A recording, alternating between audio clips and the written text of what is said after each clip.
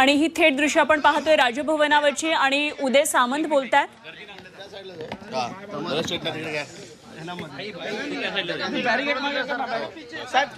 तर उदय सामंत यांच्या प्रतिक्रियेची प्रतीक्षा होती। राजभवनामध्ये जाऊन शिंदेतर्फे शिवसेनेतर्फे त्यांनी पत्र दिलेले आहे आणि उपमुख्यमंत्री म्हणून शिंदे शपथ घेणार आहेत। तेव्हा आता काय नेमकं उदय सामंत बोलतात आपण पाहूया।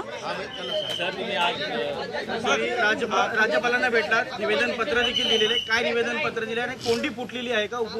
आपल्या सगळ्यांना माहिती आहे की आज 5:30 वाजता देशाचे पंतप्रधान नरेंद्र मोदी साहेबांच्या उपस्थितीमध्ये मुख्यमंत्री आणि दोन्ही उपमुख्यमंत्र्यांचा शपथविधी आहे। आम्ही शिवसेनेच्या वतीनं सगळ्याच आमदारांनी, माजी मंत्र्यांनी माननीय एकनाथ शिंदे साहेबांना कळकळीची विनंती केलेली होती की कुठच्याही परिस्थितीमध्ये सरकारमध्ये त्यांनी उपमुख्यमंत्री बनलं पाहिजे।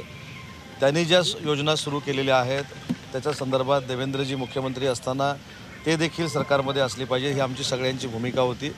आणि मला सांगताना आनंद होतोय की शिवसेनेचे आमचे सगळे आमदार, शिवसैनिक, महायुतीचे सगळे आमचे आमदार आणि माननीय देवेंद्रजींनी स्वतः देखील एकनाथ शिंदे साहेबांना विनंती केलेली होती आणि या सगळ्यांच्या विनंतीला, इच्छेला मान देऊन माननीय एकनाथ शिंदे साहेबांनी हे उपमुख्यमंत्रीपद घ्यायचं मान्य केलं।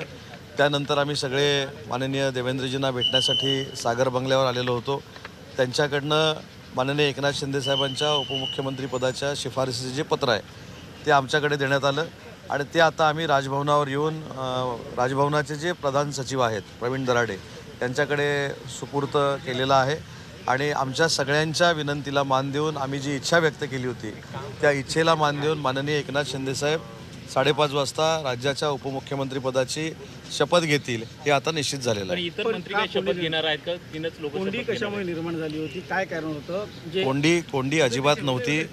प्रत्येकाची म्हणजे जे मुख्यमंत्रीपदाची शपथ घेणार आहेत ते देवेंद्रजी असतील, आम्ही माजी मंत्री सगळे असू, शिवसेनेचे सगळे पदाधिकारी असतील, शिवसेनेचे सगळे आमदार असतील, शिवसेनेचे खासदार असतील, यांची प्रामाणिकपणाची इच्छा होती की ज्या एकनाथ शिंदे साहेबांनी या महाराष्ट्रासाठी, आमच्या सगळ्यांसाठीच फार मोठं राजकीय योगदान देऊन आम्हाला व्यासपीठ उपलब्ध करून दिलेलं होतं, त्यांचं सरकारमध्ये असणं हे अतिशय आमच्या सगळ्यांच्या दृष्टीनं आवश्यक होतं, जनतेच्या दृष्टीनं आवश्यक होतं। आणि म्हणून काल देखील आम्ही सगळ्यांनी, जेवढे आमचे शिवसेनेचे आमदार आहेत, खासदार आहेत, महत्त्वाचे पदाधिकारी आहेत, या सगळ्यांनीच शिंदे साहेबांना विनंती केली की तुम्ही जो विचार करताय की संघटन प्रमुख म्हणून, पक्षप्रमुख म्हणून महाराष्ट्रभर फिरून संघटन करायचं आणि अन्य कोणाला तरी संधी द्यायची, हे आम्हाला कोणालाही मान्य नाही। तुम्ही तर पक्षप्रमुख आहातच, तुमच्यासोबत आम्ही सगळे आहोत, परंतु ते उपमुख्यमंत्री बनले पाहिजेत ही शिवसैनिकाच्या, प्रत्येक सर्वसामान्य शिवसैनिकाची इच्छा होती आणि ती आज माननीय एकनाथ शिंदे साहेबांनी पूर्ण केली। त्याबद्दल आम्ही सगळे त्यांचे मनपूर्वक आभारी आहोत। महत्त्वाच्या खात्यांची मागणी शिवसेनेकडे करण्यात येत होती, ती मागणी पूर्ण झाली आहे का?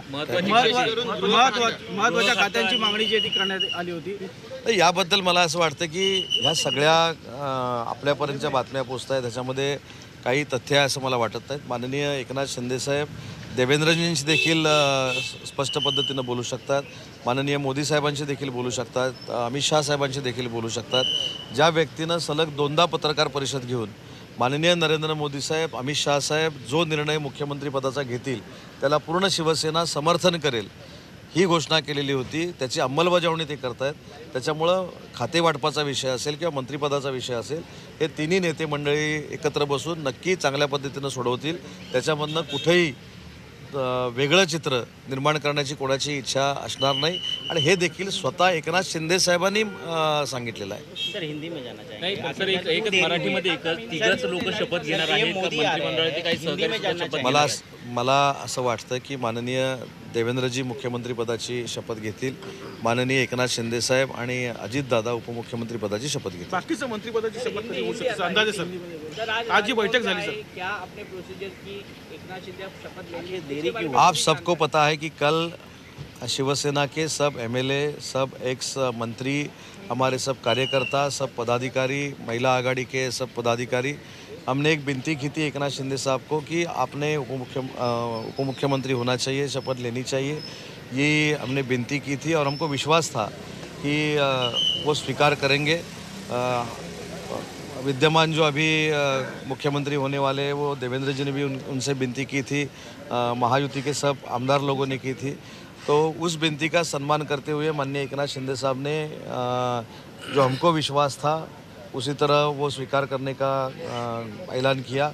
बाद में हम देवेंद्र जी के पास आए, उन्होंने हमारे पास एक जो लेटर दिया था राजभवन के लिए वो लेके हम राजभवन में आए थे। प्रवीण दराडे करके जो प्रधान सचिव है राजभवन के, उनके पास हमने वो सुपुर्द किया है।